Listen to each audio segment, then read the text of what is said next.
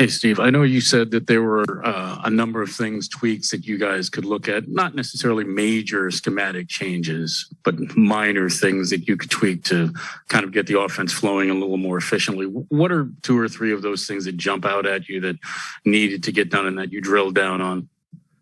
Yeah, I mean, I think a lot of that stuff is for us to keep to ourselves. So, but the simple stuff is always a part or foundational. So playing with pace, moving the ball quickly, making quick decisions, all that stuff comes into play as a part of it. And then you also have the schematic tweaks, and you put it all together, and you have little adjustments every game, and even quarter by quarter.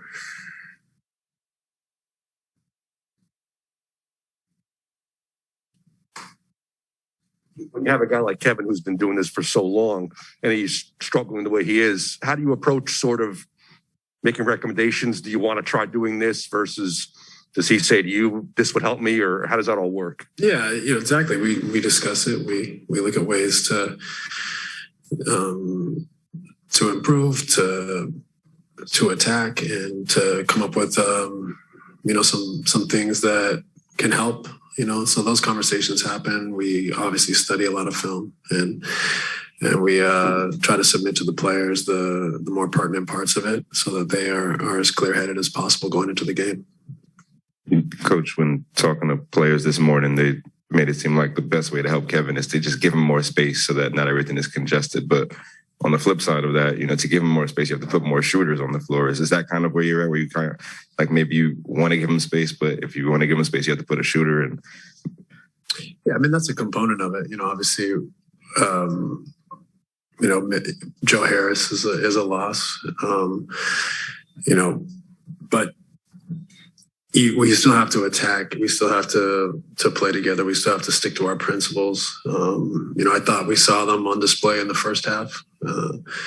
We slowed down a lot in a number of ways in the second half. So that's a part of it as well. But I'm very hesitant to give black and white answers because the game's not black and white. So if you create narratives that aren't really fair. So I think it's important to know that it's nuanced and every possession is slightly different. And whether someone's in this spot or 2-3 feet over is a different read in a different scenario. So, you have to, be available to adapt and be ready for different scenarios. And when we play out of our, principles, I think we've had a lot of success.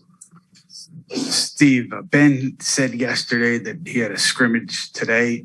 Has that happened already? And if so, do you know how he get it out of there? Yeah, he worked out this morning with some of the guys. You know how he came out of it? Oh, sorry. Yeah, I think he's fine. I don't think he had any setback or anything like that. So I think he got through the session today, and was positive, if anything, no setback. Steve, this is twofold. One with Goran, he's probably been as effective and as efficient as anybody in terms of getting paint touches and getting paint looks. At this point, has he earned even more playing time than he's gotten? And would you guys be even more effective with him on the ball and maybe Kai off the ball a little bit more? Well, I think, the first part of that is he has, earned. We want to give him more minutes. At the same time, we also are cognizant of, his recent history. Didn't play for 3-4 months, had COVID, came back, played, basically one game, and then he's right into a series. So, we tried to protect him a little bit, but he's played great. He plays with pace. He plays with force. He gets himself into great positions, and he definitely has helped us a ton. So he should play more, and hopefully he will tonight. And with Ben having gone through whatever it was it 4-on-4 today? I think it was 3-on-3. Okay. With Ben having gone through contact again today, I think that's his third. Is it fair to say that, assuming that nothing goes awry, that he theoretically could be in play for Monday? I think it's possible, but I'm not sure. It's like I said before, it's not a normal return to play, having been out for 9 months and being injured as long as he has been at the back end of this. It's been about 2 months now, I think, if I'm not mistaken. or more. So it's not just he got through 3 workouts and he's ready to play. There's a lot of bigger picture and bigger context to how he's feeling, how able he would be to adapt to the environment. It's a little different than playing a game that's stashed away in the middle of the regular season. So I think that there's a few factors at play here to evaluate when he's ready to play. Coach, when talking about guys like Blake and LaMarcus, is it as simple as, when it comes to switches, they wouldn't be able, I guess, to be fast enough or quick enough with their feet to keep up with some of the guys? And how difficult is it to kind of sacrifice the other things that they do bring when that's the area that you're kind of not letting them play for? Well, it's I think when we look at our group, defense, is something that we haven't been asked about yet in here. But that's, I think, why we've lost both games. Things we can control and contain better. And so, I think Andre and Nick are 2 guys that can protect the rim, move their feet, rebound, are rollers in the offense. So they kind of fit the group's needs at this moment in time. We have a lot of confidence in Blake and in LA as well, but I think that Nick and Andre fill a need. Coach, with Ben Simmons, is bringing him back, is the result today have any bearing on whether you bring him back? Like, would you still bring him back if it's 3-0?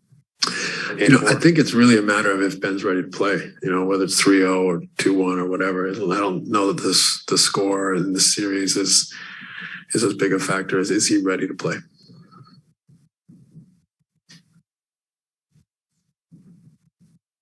Steve, you mentioned like the idea that you guys are kind of learning together as a group on the fly here.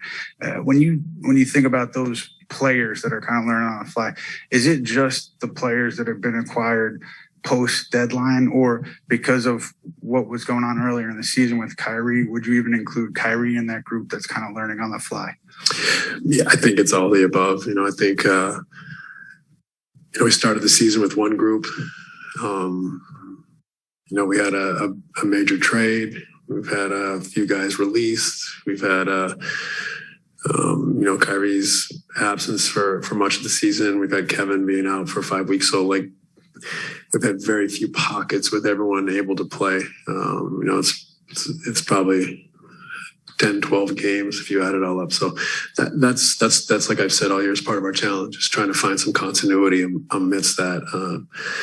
So that is an ingredient to our challenge, but that's not an excuse. We relish the opportunity. We are very close to winning game 1 and had a great half in game 2, and we've fallen on the wrong side of it. So I think for us, it's about continuing to believe, continuing to work and compete and try to get better every day and put ourselves in a position to have a chance to win. And, if 1 or 2 things break for us, we're in a different position. So confidence has to be there in abundance, and we have to feel excited by the opportunity. All right, thanks.